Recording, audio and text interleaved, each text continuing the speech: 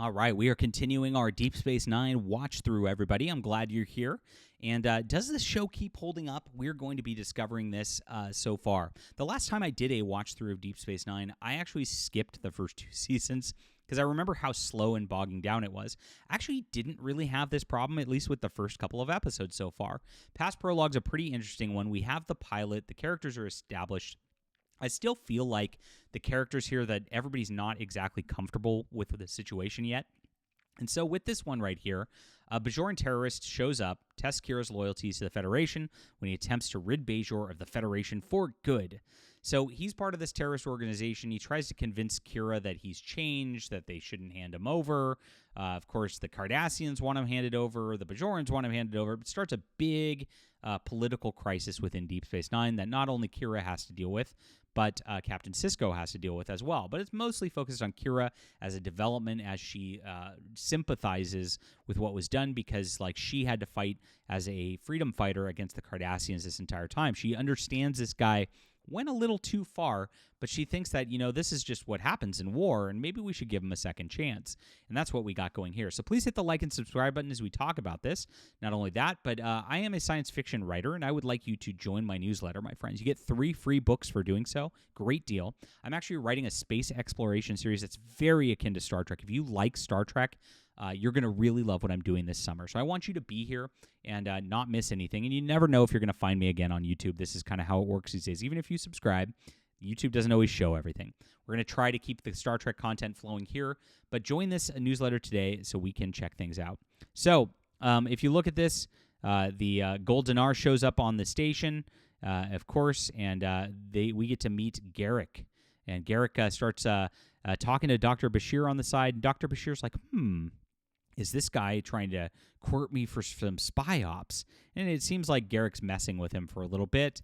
And it does tie in. So there is some Bajoran terrorist stuff that's going on the station.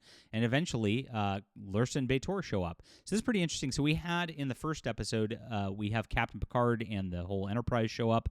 Lursa and B'etor, this ties it back into the Next Generation. They do a lot of that in the early episodes of Deep Space Nine, which they kind of veer from a little bit later as Deep Space Nine comes into its own. But they want to remind you, we're still Star Trek. Next Generation's still here. And Lursa and B'etor are actually working with these kind of Bajorans to cause some problems. Now, at this point, Bashir hides in Garrick's little tailor shop. So Garrick actually does provide Bashir information on how to deal with this, and they talk about this. And then Odo, of course, observes their main problems that they're causing on this level. So now they have an amnesty hearing for the guy who's out there, but it turns out, these people cannot remove all of their stripes. So as they go around, this guy is ready to blow things up and have an illegal weapons deal.